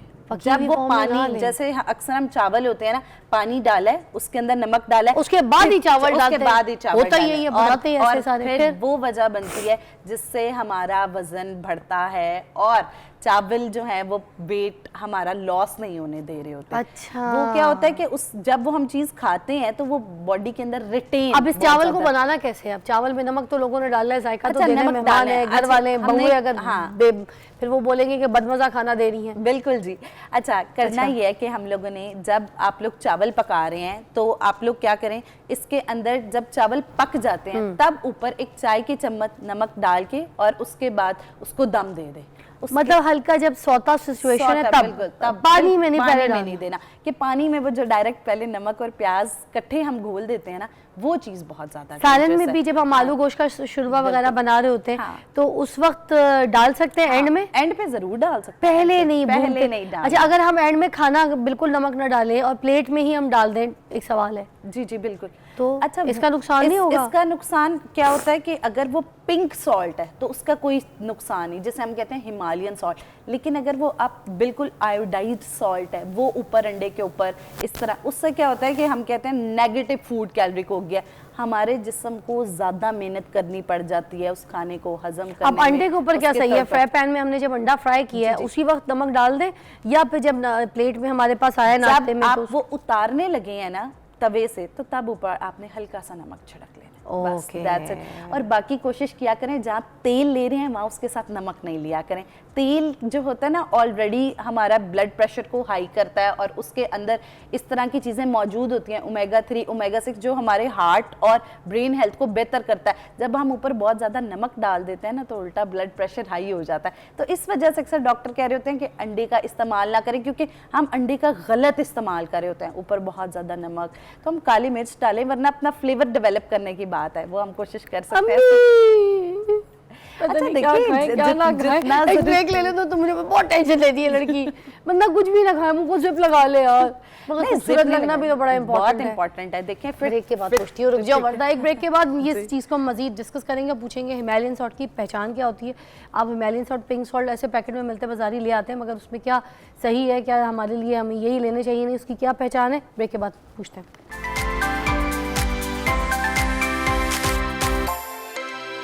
Welcome back, you watching morning with Fiza. मेरे साथ मौजूद है वर्दा, जो कि वेट लॉस के ऊपर बात कर रही है और हमें बता रही है किस तरीके से हम अपना वेट अच्छी तरीके से लूज़ जो है वो कर सकते हैं। अच्छा, आप बता रही थी कि जो पिंक सॉल्ट है, हिमालयन सॉल्ट, वो अगर हम खाएंगे तो हमारा जो सही वाला जो सॉल्ट ले रहे होते हैं उससे बेहतर हो जाएगी सिचुएशन और वेट लॉस में भी मदद करेगा। बिल्कुल एग्जैक्टली ऐसे ही है। तो इसकी पहचान क्या होगी बाजार में? अच्छा, पिंक सॉल्ट जो होता है ये पिंक कलर का होता है, यही इसकी हिमालयन सॉल्ट की सबसे बड़ी पहचान है। और सबसे अच्छी बात है हिमालयन सॉल्ट जो होता है उसके अंदर इलेक्ट्रोलाइट्स, बाकी नमकियात भी बहुत अच्छी मिकदार में मौजूद होती हैं, जिससे आपके जिस्म में डेफिशिएंसीज इलेक्ट्रोलाइट्स की वो भी नहीं होती। और बाकी ये है कि अगर आपने सादा नमक नहीं इस्तेमाल करना, ये जो आम होता है, अगर यूज़ करना है आयोडाइज्ड सॉल्ट या फिर जो, क्योंकि आयोडीन भी हमारी जिस्म की रिक्वायरमेंट है, आयोडीन सॉल्ट या फिर हिमालयन सॉल्ट, इन दोनों नमक का हम इस्तेमाल कर सकते हैं। अच्छा, मसल्स डेफिसिट का शिकार हो जाती हैं मोस्टली औरतें जब वो डाइट कर रही होती हैं या फिर एक्सरसाइज कर रही होती हैं और इस तरीके से अपने वेट लॉस की तरफ आती हैं, तो व्हाई इज़ दैट? अच्छा, जब हम वेट लॉस कर रहे हैं और उसके साथ हम एक्सरसाइज नहीं कर रहे तो वो क्या होता है कि वो जो फैट होता है ना, जब फैट लॉस होता है तो वो फैट लटक जाता है। तो इसलिए और ख़ास तौर पे वेट लॉस के दौरान जब उनकी मसल स्ट्रेंथनिंग फूड्स नहीं शामिल होते। अब मसल स्ट्रेंथनिंग फूड्स कौन से होते हैं? जैसे हमारे पास सोयाबीन्स हैं, काले चने हैं, कीमा एंड वाइट मीट है, मछली है, चिकन है। इसका इस्तेमाल जब हम अपनी हाई प्रोटीन डाइट थोड़ी सी हम कहते हैं वेट लॉस के दरमियान रखें, ताकि आपके जो मसल मैस है वो मसल वेस्टेज ना हो और मसल मैस ठीक रहे। और उसके साथ साथ एक्सरसाइज बहुत ज़रूरी है। जब हम एक्सरसाइज नहीं करते तो वो अचानक से क्या होता है कि जब फैट लॉस हुआ है तो वो फैट लटक जाता है। तो अब जिस तरह जिस्म की जो फ्यूल है वो डाइट है, इस तरह जो मसल का फ्यूल है वो एक्सरसाइज है। तो अब आपने उसको अगर मेंटेन रखना है और साथ आप मसल स्ट्रेंथनिंग फूड्स भी खाएं। और जिन औरतों ने अब वज़न कम कर लिया और अब अगर इस तरह लटक गया है तो उस सूरत में वो क्या कर सकते हैं, बी कॉम्प्लेक्सेस का कोई भी सप्लीमेंट, किसी भी ब्रांड का बी कॉम्प्लेक्सेस का सप्लीमेंट, जिसको हम कहते हैं B6, B9, B12, जी जी जी, हाँ, उसका इस्तेमाल कर दूध के डब्बों में भी लिखा हुआ होता है। बिल्कुल, उसके ऊपर भी लिखा होता है। खजूरों के अंदर बी कॉम्प्लेक्सेस बहुत अच्छे मौजूद हैं। हमारे पास जो सीड्स होते हैं, sunflower seed, pumpkin seed, sesame seed, ये तिल और ये जो आजकल मिक्स सीड्स हम जिन्हें कहते हैं, इनके अंदर बी कॉम्प्लेक्सेस का बड़ा अच्छा कंटेंट मौजूद है। क्या वेट लॉस का मेजर किया जा सकता है? किसी तरीके से कोई इस तरह की कोई चीज़ होती है, बॉडी फैट स्केल्स हों जिससे पता चल जाए कि इतना? हाँ जी बिल्कुल, हमारे पास जो है वो एक टेस्ट होता है जिसे एक BMI हम कहते हैं, बॉडी मास इंडेक्स। अच्छा, अब उसका तरीका ये होता है कि आपने अपने वेट को डिवाइड कर देना है अपने हाइट इनटू स्क्वायर से। ये मैनुअल तरीका है। उसके अलावा अगर हम गूगल पे लिखेंगे BMI कैलकुलेटर तो उसमें अपना वेट और हाइट डालेंगे। अगर आपका BMI 18 से नीचे है तो इसका मतलब है आप अंडर वेट हैं, और अगर 24 से ऊपर है तो आप ओवर वेट हैं। नॉर्मली हमारा ये 18 से 24 के दरमियान होना चाहिए। उसके अलावा एक हमारे पास डेक्सा स्कैन होता है जिससे पता लग जाता है जिस्म में कैल्शियम, कार्बोहाइड्रेट्स, ये सारा कुछ कितना है। उसके साथ साथ दूसरी चीज़ ये होती है कि हमारे पास एक BMD का टेस्ट होता है जिसको बोन मिनरल डेंसिटी, वो भी करा सकते हैं। उसके अलावा फैट स्केल्स होते हैं जो कि आपकी कार्बोहाइड्रेट्स, प्रोटीन, आपके अंदर वाटर कितना है, सब कुछ जो है वो बता देते हैं। मोस्टली न्यूट्रिशन क्लिनिक्स जो होते हैं उधर ये मौजूद भी होते हैं। अच्छा, ये जो हार्मोन्स को बैलेंस करना होता है स्पेशली वेट लॉस के दौरान, वो किस तरीके से किया जा सकता है? अच्छा, हार्मोन्स को बैलेंस करने के लिए सबसे ज़रूरी चीज़ है, जब आप वेट लॉस कर रहे हैं आपने अपने जिस्म में कॉर्टिसोल हार्मोन, स्ट्रेस हार्मोन जो है उसको बढ़ने नहीं देना। जब स्ट्रेस हार्मोन आपकी बॉडी के अंदर बढ़ेगा तो ऑटोमेटिकली आपके हार्मोन्स अपसेट। उसके अलावा एक मैं बहुत ज़्यादा बच्चियों से रिक्वेस्ट करती हूँ कि यंग जो बच्चियाँ हैं जब वेट लॉस कर रही हैं और अगर आपको ऑलरेडी कोई हार्मोनल प्रॉब्लम है, आपका साइकिल नहीं ठीक है, तो आप बग़ैर न्यूट्रिशनिस्ट की रिकमेंडेशन के डाइटिंग्स ना करें। उसमें पता है क्या होता है, कई बार हम high fat, high carbs, high zone, फलाने ने एक डाइट की, फलाने ने फलानी डाइट की, वो जब डाइट्स खुद पे करते हैं ना और आपको ऑलरेडी हार्मोन थोड़े अपसेट हैं तो वो जब आप डाइट करेंगे वो मज़ीद और ज़्यादा अपसेट हो जाएंगे। अब जो क्या हमारे जिस्म के जो ऑर्गन्स हैं वो भी कोई डिस्टर्ब होते हैं, बॉडी ऑर्गन्स, जब हम इस तरह की डाइट करते हैं, सख्त डाइट करते हैं, सिर्फ अंडे की डाइट पे आ जाते हैं लोग, सिर्फ केला खा रहे होते हैं, सिर्फ एक गिलास उसके ऊपर दूध पी रहे होते हैं, लो फैट, तो इतने ये होते खा के तकलीफ, हमारे सर के बाल से लेके ना पाँव के नाखून तक हमारी बॉडी को मुख्तलिफ न्यूट्रिएंट्स रिक्वायर्ड हैं। इस वजह से हमारे बैलेंस डाइट हम जिसे कहते हैं। अब आप सोचें कि आप बीच में से 4 फूड ग्रुप निकाल रहे हैं, एक फूड ग्रुप निकाल रहे हैं, तो फॉर एग्जांपल आप सिर्फ प्रोटीन का इस्तेमाल करें, पट्ठों को तो प्रोटीन मिल गई, हमारे ऑर्गन्स को भी मिल, तो बाकी जिस्म का क्या हुआ? हमारी शुगर, हमारा ब्रेन, हमारे लिगामेंट्स, टिश्यूज़, हर चीज़, पूरा दिन बॉडी की वर्किंग तो वैसे की वैसे ही रहनी है। तो इस वजह से बहुत अहम है कि हम लोग बैलेंस डाइट करें, और लेकिन उसका तरीक़ेकार होता है, कुछ में हम कार्ब्स बढ़ा देते हैं, कुछ में प्रोटीन, कुछ में फ़ैट।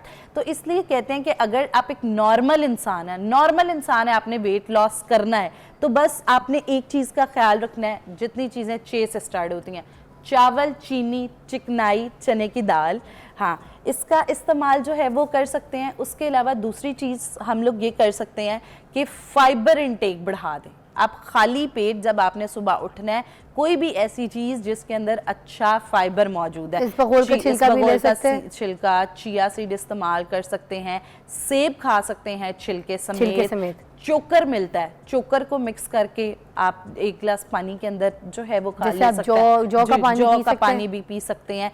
कोई भी आपने फाइबर का सोर्स खाली पेट लेंगे, उससे हमारा शुगर लेवल डाउन हो जाएगा, और फिर जब हम वो कार्ब्स, बेशक नाश्ते में आप रोटी खा लें कोई मसला नहीं, तो उससे आपका वेट बढ़ेगा नहीं, आपका वेट लॉस होना स्टार्ट हो जाएगा। अच्छा, ये जो पेट पे चर्बी जमा हो जाती है, ज़्यादा स्टॉक हो जाता है लड़कियों को और औरतों को, जब वेट बढ़ना शुरू होता है तो सबसे पहले औरतों को यही फीलिंग्स आती है कि जैसे फूला फूला जिस्म है, मोटे नहीं हुए होते उस वक्त में, और सबसे पहले जो फीलिंग्स आती है वो आती है कि नहीं कुछ भारी भारी फील है, कुछ भरा भरा सा हो रहा है, पेट जैसे फुल फुल सा, कुछ सूजन सी, जैसे कुछ हवा भर गई, पानी ज़्यादा पी लेने के बाद जो पेट फूल जाता है, वैसी सिचुएशन ज़्यादा आती है औरतों को, ये फीलिंग्स।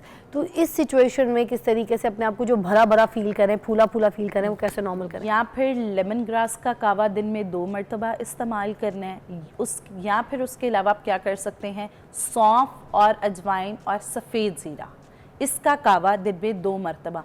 ये हमारी बॉडी की, अजवाइन गर्म तो नहीं होगा? नहीं, उसकी क्वांटिटी का ख्याल रखना है। आपने याद रखना है ये सारी चीज़ें आपने चम्मच की टिप, आप मुझे बता दें, जैसे ये पानी की बोतल है, आप उठाएं हाथ में, जी, आप इसके हिसाब से जितना इसमें पानी आ रहा है इतना पानी बनाना है। अगर ये हमने कहा पानी अगर हमने बनाना है तो हमने क्या करना है, ये इसका ढक्कन है, ठीक है, ये इस ढक्कन में आपकी सौंफ, अजवाइन और उसके साथ साथ तीसरी चीज जो मैंने बताई, सौंफ, अजवाइन, सफेद जीरा, तीनों चीजें इतनी होनी चाहिए। ओके। हाँ, ये पूरे ढक्कन के अंदर उन तीनों चीजों को और मिक्स उनका कर लें। अर्क कितनी देर तक को ये निकालना है या अच्छा, फिर? अब ना दो तरीके होते हैं। एक होता है अगर किसी का स्टमक बहुत ज़्यादा सेंसिटिव है, स्टमक सेंसिटिव है तो उसमें आपने क्या करना है, अगर जो है वो स्टमक बहुत ज़्यादा सेंसिटिव है तो उस सूरत में क्या करें कि आप लोग ये जो चीज़ें हैं इनको रात को पानी में भिगो के रख दें एक बोतल के अंदर, और सुबह पूरा दिन में वो इस्तेमाल कर लें।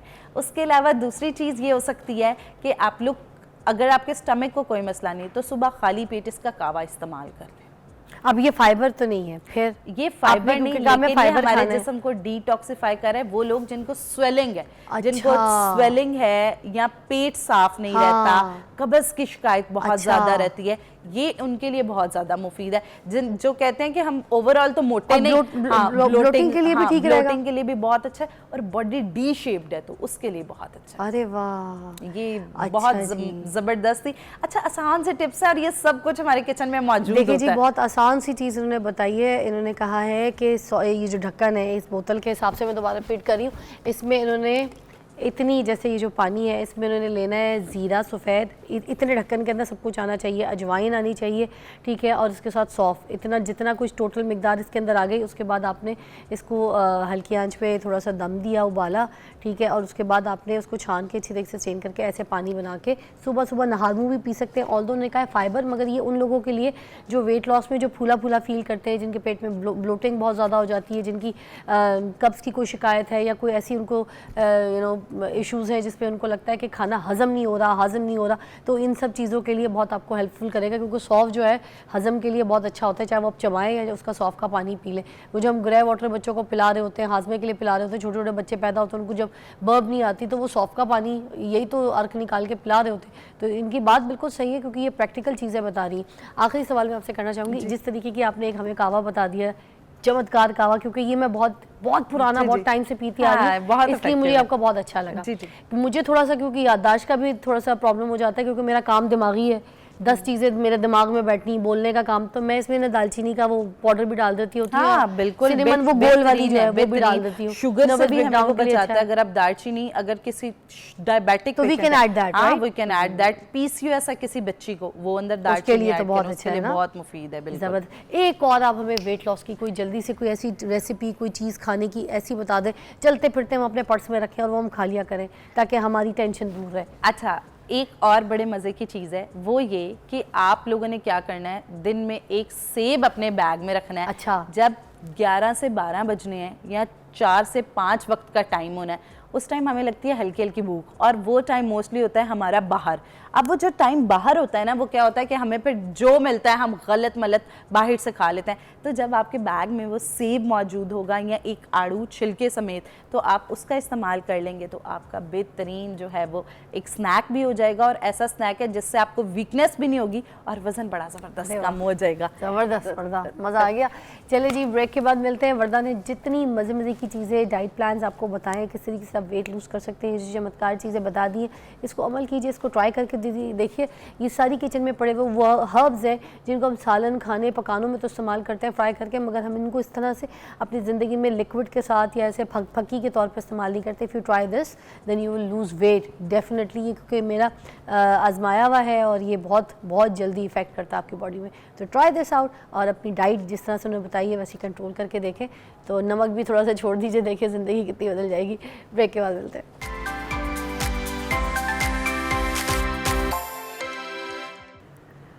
नाज़रीन, एक ट्रू स्टोरी अभी हमारे पास है, और एक ऐसी कहानी जिसको हम डिस्कस तो कर सकते हैं, मगर मैं अपने शो पे इस तरह से लाना नहीं चाह रही थी। मगर जो फैमिली है उनकी बहुत मजबूरी है एहतजाज करने के लिए। वो यहाँ पर हमारे सेट पे अपने बेटे को लेकर आए हैं, जो पेशेंट है, और स्टोरी बहुत दर्दनाक है। मैं चाहूँगी कि आप अभी मेरे साथ रहिएगा, क्योंकि मुझे भी आपका साथ चाहिए। मैं अकेले ऐसे ये सिचुएशन मुझे नहीं लगता मैं हैंडल कर सकूँगी, और आप मेरे साथ इस स्टोरी को सुनिएगा, आप स्टोरी को फेस कीजिएगा, और यही रियलिटी है जो हो रहा है माशरे में। बहुत दर्दनाक कहानी है। अली, जो कि उर्फ नासिर भी हैं, उनके वालिदैन मेरे साथ मौजूद हैं। स्ट्रेचर पे आप उनको देख सकते हैं, ये भाई हैं। मगर इस तरीके की कंडीशन है इनकी कि इनको मैं स्ट्रेचर के बगैर यहाँ पे इन नहीं कर सकती थी। ये जो मेरे भाई हैं, इनके दोनों हाथ जल गए थे और ये काट दिए गए हैं। और अभी पूरी बॉडी की भी सिचुएशन, हड्डियों की, पैरों की और गर्दन की आप सिचुएशन देख सकते हैं। नौजवान बेटा है किसी का, लख्ते जिगर है, खूबसूरत खूबरू नौजवान, आज इस स्ट्रेचर की मदद से मेरे शो पे आया है। जिस हाथों से वो मज़दूरी करता था, जिस हाथों से वो काम करता था, जो हाथ अल्लाह की बारगाह में दुआ के लिए उठते होंगे, इबादत के लिए उठते होंगे, या अपने माँ बाप की खिदमत के लिए उठते होंगे, आज उसके वो हाथ काट दिए गए। बड़ी दर्दनाक स्टोरी है, मुझसे बोला नहीं जा रहा, but I have the family with me. मैं चाहूँगी कि आप उनकी ज़बानी ये चीज़ें उनसे सुने। उनके वालिद साहब मेरे साथ मौजूद हैं और उनकी वालदा भी मेरे साथ मौजूद है और ये एहतजाज पे हैं, इनके साथ बहुत गलत हुआ है। आई वांट कि आप ये सिचुएशन सुने ज़रूर। रिजवान साहब भी हमारे साथ मौजूद हैं। रिजवान साहब, सबसे पहले तो आप बताइएगा स्टोरी है क्या? बिस्मिल्लाहिर्रहमानिर्रहीम। सबसे पहले ये जो नासिर है एक मुलाजिम है, अपना प्राइवेट मुलाजिम है और अपने फैमिली का जो पेट पालने के लिए ये अकेला भाई था, बकाया दूसरे भाई छोटे थे। तो एक लैंडमैन था, अपना वापटा में जॉब करता था, उसके साथ ये काम करता था। इसने उसको 5 लाख रुपए भी दिए हुए थे कि आप मुझे नौकरी, सरकारी नौकरी मुझे दिला दें। तो तकरीबन 6-7 साल उसके साथ काम किया इसने, और जब लास्ट में इसने मुतालबा किया कि आप मुझे नौकरी भी नहीं दिला रहे और पैसे भी नहीं दे रहे, इसको घर से बुला के इसको बोला कि आप यहाँ पे काम करें। और लाइट ऑन थी, जैसे इसने टच किया यहाँ पे कहाँ पे काम करें? ये लाइनमैन था, उसके साथ मेन 11 kV की जो तारें थी, हाँ। खंबे के ऊपर, खंबे पे। जी। इसको चढ़ाया कि लाइट बंद है। SDO साथ था, अमजद इकबाल और अकरम मेहू है, अच्छा, जो इसके साथ थे। जब ये ऊपर चढ़ा, इसने टच किया और फौरी करंट लगा और ये जिसके जो दोनों बाजू हैं ये फौरी तौर पे डैमेज हो गया। इसको हॉस्पिटल लेके आया तो उन लोगों ने इसके दोनों बाजू मुकम्मल तौर पर काट दिए। मतलब ये पूरी एक साजिश थी। जी। उसको पैसे वापस करने थे, जो पैसे अली ने दिए थे अपनी नौकरी के लिए, सरकारी नौकरी के लिए। माँ बाप की पूरी ज़िंदगी की पूंजी लगी होगी, मेहनत से पैसे इकट्ठे किए होंगे अपनी औलाद के लिए। औलाद ने भी छोटी छोटी नौकरियाँ पता नहीं कहाँ काम करके, कहाँ धक्के खा के तो ये पैसे जमा किए होंगे। उसकी पूरी ज़िंदगी लग गई होगी बेचारे की। उसने वो 5 लाख रुपए जमा करके उस बंदे को दिए हैं, और उस बंदे ने जब पैसे देने का वक्त आया, नौकरी दिलाने का वक्त आया, तो उसको कहा खंबे पे चढ़ो, तो ये स्विच जो है ये ऑफ है, मेन ऑफ है, और तुम ये प्लगिंग लगाओ। कितनी मोटी तारों पे? ये 11 kV है, जो मेन तारें होती हैं 66,000 जो अपना उल्टी होती हैं, सबसे इतनी हैवी वोल्ट। ठीक है। इसकी शादी थी, 1 माह के बाद शादी थी। इसने अपने पैसे वापस मांगने की कोशिश किया कि मेरी शादी है, मैं आपके साथ काम नहीं कर सकता। उसने कहा जी नहीं, आप काम करेंगे तो आपको पैसे मिलेंगे, अदरवाइज़ आपको पैसे नहीं देंगे। 1 माह के बाद इसकी शादी थी और उसने उसको ऊपर चढ़ाया है और वो लाइट ऑन और थी। सबसे बड़ी जो दर्द की बात है, तकलीफ की बात है, इसके ऊपर एप्लीकेशन भी सबमिट कर दी है कि ये तारे चोरी कर रहा था। हमने इसके मौके पे देखा है, इसका बिल्कुल उसने पता नहीं किया। ऊपर से इसको, जबकि 2 बंदे नीचे खड़े हुए थे। SDO रूरल चूनिया खड़ा हुआ था, ठीक है, और SDO वो भी खड़ा हुआ था। जी, मौके पे खड़ा हुआ था, मौके पे खड़ा हुआ और था। जो लैंडमैन है अकरम मेहू, वो भी मौके पे खड़ा हुआ था। ठीक है। उन दोनों ने फिर इसके ऊपर एप्लीकेशन फॉरवर्ड की है कि इसने हमारी तारे चोरी की है। मतलब हमने खुद झूठी देखा। एप्लीकेशन दायर करवा दी इसके जी, ऊपर जी, जी, जी, कि ये तारे जो था चोरी कर रहा है। जी। अभी इसने एप्लीकेशन सबमिट करवाई है चूनिया अपना थाने में, अभी तक इसकी सुनवाई मुकम्मल तौर पे नहीं हुई। अभी तक सुनवाई नहीं। जी, एक ब्रेक लेते हैं, ब्रेक के बाद हम लाइनमैन को भी फ़ोन पे लेने की कोशिश करते हैं और हम आपको हकीकत बताते हैं। मगर ये रियल स्टोरी है, ट्रू स्टोरी है, ये एहतजाज है, इसने मेरे साथ मिलकर आवाज़ उठाई है। ब्रेक के बाद बात करते हैं।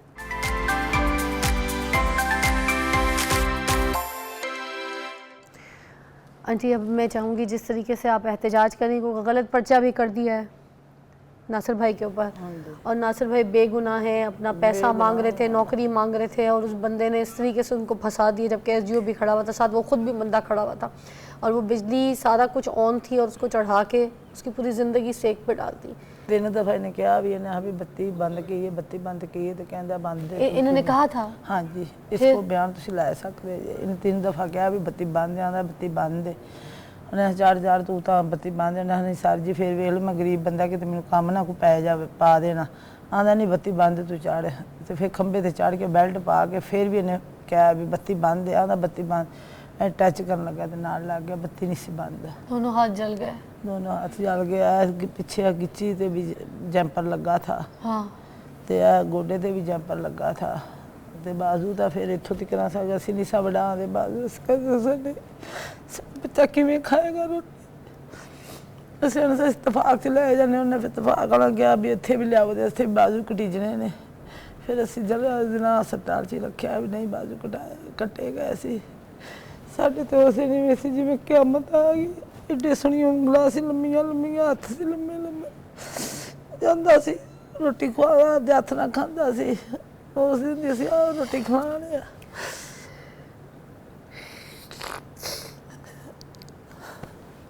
ਅੱਜ 20 ਦਿਨ ਹੋ ਗਏ ਨੇ ਇੱਥੇ ਹਸਪਤਾਲ ਧੱਕੇ ਖਾ ਰਹੇ ਆ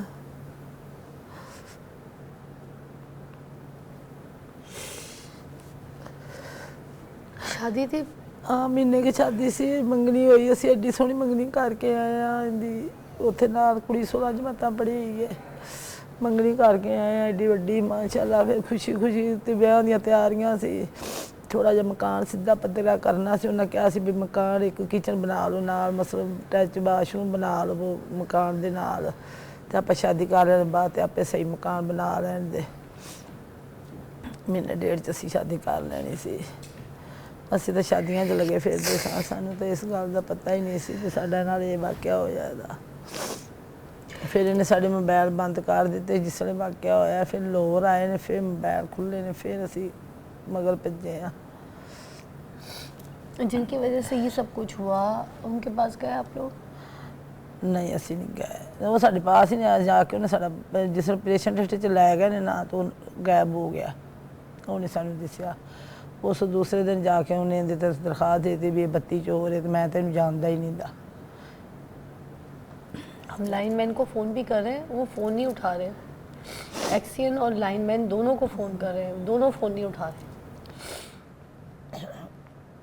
जबकि उनका मौक़िफ़ भी जानना बहुत ज़रूरी है कि वो भागे क्यों मौके से मौके वारदात से भागे क्यों जिस दिन ऑपरेशन थिएटर लै गए ने वो भाग गया वो नहीं साडे हत्थी आया वो फिर उस तो बाद उन्हें आके पता ही नहीं किया भी बच्चा जिंदा है फौत हो गया है सही है जो भी है वो नहीं साडे मत्थे लगा कितने टाइम से उसके साथ काम कर रहा था ये 6-7 साल हो गए ने सैलरी लेते थे दिहाड़ी देता था कितनी कोई 1200 बस बस और रिश्वत कितनी दी थी इसने नौकरी के लिए इन्हें 5,000 रुपया दिया था 3 लाख पहले ते 2 लाख बाद दिता सी भी तेन 5 लाख रुपए 5 लाख रुपया दिया सी भी तेन नौकरी पक्की करावा ते ये भी इसे लालच च लगा रहा मैंने पक्की करवा दे लैंडमैन है तहसील होगा मैंने पक्की करवा दे इस लालच ते लगा रहा सी और कितना टाइम पहले लिया था 5 लाख कितने वक्त पहले लिया था 5 लाख एक साल पहले 6 महीने दिता सी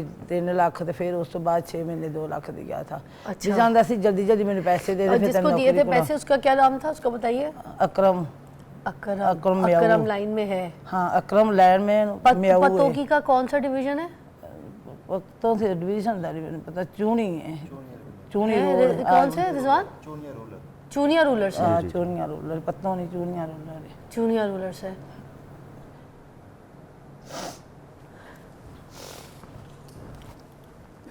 अली भाई है नासिर भाई अस्सलाम वालेकुम सॉरी नासिर भाई एक मिनट ये बेटा मच्छर हटाइए पहले इनको लगेगा अंदर ऐसे अंदर गया ये रही जल्दी अंदर घुसा है अंदर अंदर हाँ ये निकाल दें बस बस उनको तकलीफ़ ना दें अस्सलाम वालेकुम नासिर भाई नासिर भाई क्या कहेंगे ये किस सिचुएशन किस तरीके से और क्या कहा था उन लोगों ने आपको किस तरीके से फ्रॉड किया सब बताइए धोखा कैसे दिया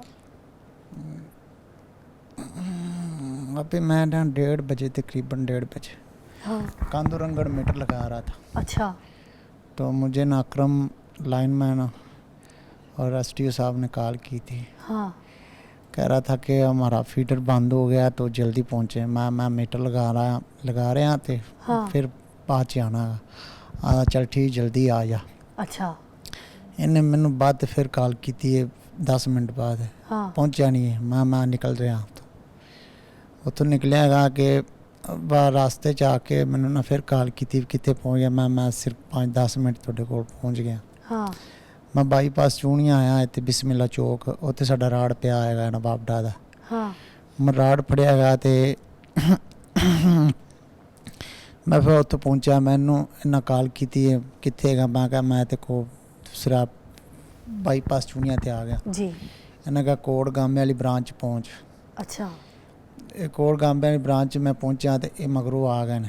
हाँ ਮੈਂ ਇਹਨਾਂ ਨੂੰ ਫੋਨ ਕੀਤਾ। ਮੈਂ ਕਿਹਾ ਵੀ ਦੂਸਰਾ ਕਿੱਥੇ ਗਈ ਹੈ। ਇਹਨਾਂ ਕਿਹਾ ਵੀ ਤੂੰ ਨਾ ਉੱਤੇ ਚੜ੍ਹ, ਅਸੀਂ ਪਹੁੰਚ ਗਏ ਪਿਆ ਤੇਰੇ ਕੋਲ 2 ਮਿੰਟ 'ਚ, ਅਤੇ ਬੱਤੀ ਬੰਦ ਹੈਗੀ ਹੈ। ਮੈਂ ਕਿਹਾ ਬੱਤੀ ਬੰਦ ਹੈ, ਕਿਵੇਂ ਬੱਤੀ ਬੰਦ है दसो मैनू। ये आपने कंफर्म किया? हाँ जी, कह कितनी रहा बार? 3-4 दफ़ा मैंने बोला उसको। अच्छा मैंने उसको बोला कि बत्ती कैसे बंद है। उसने बोला कि ट्राली बाहर निकाली हुई है, पैनल जो अंदर हाँ, जाता है हाँ। वो पैनल के वो फ्यूज़ होता है बड़े वाला, हाँ वो लगे तो लाइट चलती है, वरना नहीं चलती। वरना नहीं चलती। ठीक उसने कहा वो बाहर निकाली हुई है तो ऊपर PTW लगाया हुआ है। हाँ तो मैंने कहा ठीक है। फिर मैंने ना अपनी बेल्ट निकाली जो इन्होंने मुझे दी हुई थी, सारा सामान दिया हुआ था हाँ। सेफ्टी के लिए, हाँ दस्ताने, बेल्ट, प्लास, कटर जो भी है हाँ इन्होंने मुझे दिया हुआ था। हाँ तो मैंने वो पहना तो मैंने ग्लव्स पहन के, तो फिर इसकी मुझे कॉल आई है। कहता अभी खोले नहीं है। मैंने कहा मैं अभी नीचे थे ये लोग, नीचे खड़े हुए थे? नहीं, अभी आ रहे थे। अभी आ रहे थे? हाँ जी। आप अकेले थे उस वक्त? हाँ जी, उस वक्त मैं अकेला था। ओके अच्छा अच्छा अच्छा अच्छा, मुझे लगा ये नीचे थे। अब फिर तो जब मैंने बेल्ट पहन ली है और उसके बाद मैंने खंबे पे चढ़ा हूँ, हाँ नीचे ये आ गए हैं। अच्छा मैंने इनसे अभी आपने पूछा- ऑन नहीं, वो कहानी लगाई नहीं थी, उससे पहले ये नीचे आ गए? हाँ जी, ठीक। मैंने ऊपर चढ़ गया था ना, आप तो हाँ 3-4 ऊपर ही थे, स्टेप ठीक ऊपर है, चला गया था। ठीक है। तो ये नीचे है। इन्होंने कहा अभी खोले नहीं है आपने, अभी इधर क्या कर रहे हो आप। हाँ मैंने कहा सर जी मैं ना बिजली की वजह तो नहीं चढ़ियागा, तो तुसी मैंने दसो। इन्हें कहा बिजली बंद है, जल्दी कर हाँ। ड्यूरेशन पै रही है अच्छा भी बिजली पिछों पावर प्लांट चो बत्ती अपने खाते पे आ रही। ठीक SDO शो का होइएगा। हाँ मैं गया उत्ते ते मैं सेंटर च जाके फिर इन्हूं पूछा। मैं कहा भी सर जी बिजली बंद है। कहंदा बंद है जल्दी चढ़। मैं गया उत्ते बेल्ट पा के मैं उल्टा हथ छुआया, नूं तार नूं लगाया, हाँ मैनू उन्हें पकड़ लिया बिजली ने। तकरीबन 4-5 मिनट मैं ऊपर लटका रहा हूँ। उसके बाद इनके दूसरे मुलाजिम आए हैं, मुझे नहीं पता कब आए हैं वो, कब नहीं आए। उन्होंने मुझे रेस्क्यू किया हुआ। तो जब मैंने इनको बोला कि मुझे बचा लें, मैं मर जाऊँगा, तो कहते हौसला करें कुछ नहीं होता। हाँ फिर इन्होंने मुझे ना वैसे उतारने की कोशिश की है लेकिन नहीं उतरा मैं। हाँ। फिर उन्होंने रस्सा मंगवा के मेरे कमर के साथ बांध के मुझे ना बेल्ट मेरा निकाल के ना, हाँ फिर उन्होंने मुझे नीचे उतार के कैंट हॉस्पिटल में ले गए। उधर से कुछ आर्जी दवाई मेडिसिन दवा के इन्होंने मुझे चूनिया सिटी हॉस्पिटल में रेफ़र करवाया। हाँ उधर से रेफ़र लाहौर करवा कर इधर जिना हॉस्पिटल में रेफ़र करवा के एडमिट करवा के, वो जो अकरम लाइनमैन था वो जब मुझे ऑपरेशन थिएटर में ले गए तो वो वहाँ से गायब हो गया। मुझे नहीं पता वो कहाँ है कहाँ नहीं है, और वो उसके बाद मुझे मिला भी नहीं है, और ना मुझे देखने आया ना मुझे पूछने आया। और आपको कितनी दर्द है? अभी आपके दोनों हाथ काट दिए गए? हाँ जी, कटे गए। अभी आपको कितनी पेन है, कितनी तकलीफ है, क्या सिचुएशन है? तीन ऑपरेट हो चुके हैं अभी 3 तक। ऑपरेट हो चुके हैं? हाँ जी, अभी तक 3 ऑपरेट हो चुके हैं।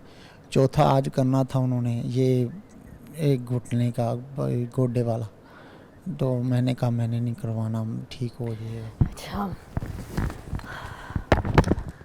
सिचुएशन ही ख़राब हो गई। मैं तो सीरियसली, मैं सुन के मेरी हालत ऐसी हो रही है, आप लोग को देख के कुछ समझ नहीं आ रही। अकरम लाइनमैन से बात हुई है अभी हमारी, तो कंट्रोल रूम वाले जितने भी हमारे डिपार्टमेंट के, हमारे डायरेक्टर टीम, सारे लोगों ने बात की है। वो कहता है कि मैं दुबई में हूँ, नहीं सॉरी, मैं इंक्वायरी में हूँ, और जी मैं इस पे बात नहीं करना चाहता। ये प्राइवेट इलेक्ट्रिशियन है, तो मैं इस टॉपिक पे बात नहीं करना चाहता। ना ही मुझे कोई इसके बारे में पता है, ना मैं इसको जानता हूँ, और मैं इस पर कोई मौक़िफ़ नहीं देना चाहता। उसने ये स्टेटमेंट दी है अभी। जी अली भाई,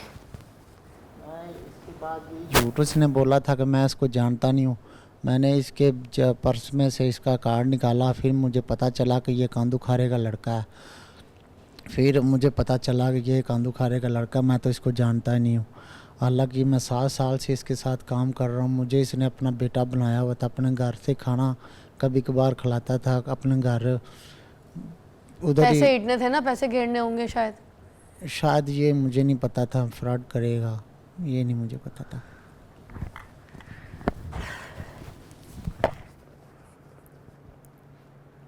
कैसा दौर आ गया देखें ना, रिश्वत भी इससे ली है बेचारे से, और अब पहचानने से भी इनकार कर रहे हैं। कॉल उठाए तो कहते हैं कि मौक़िफ़ भी नहीं देना चाहता हूँ, मैं इस पर बात भी नहीं करना चाहता हूँ।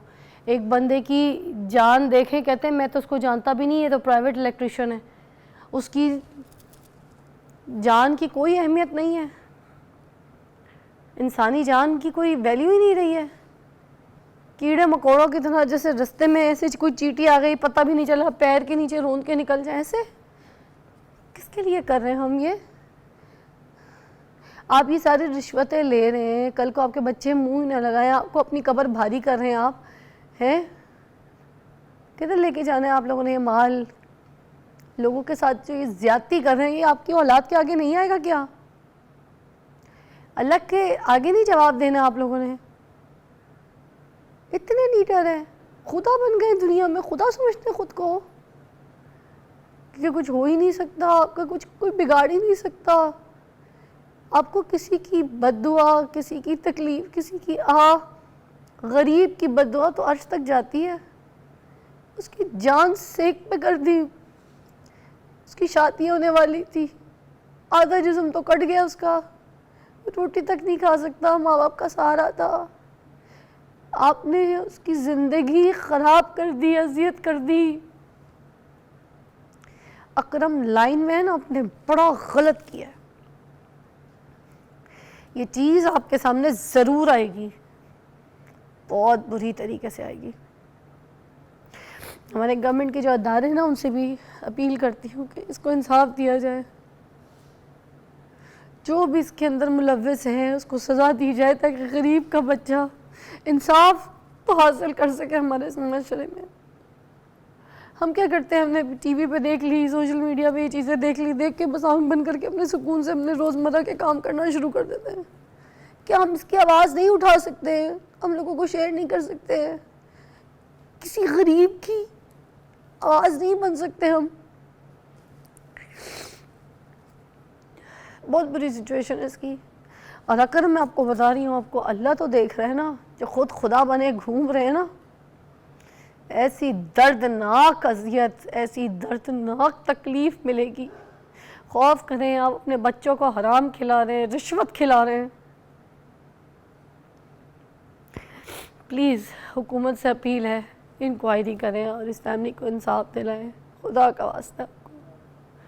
और इनकी फाइनेंशियली मदद भी कर सकते हैं तो कीजिएगा, ताकि इसका इलाज अच्छे से अच्छा हो जाए। जो सिचुएशन है,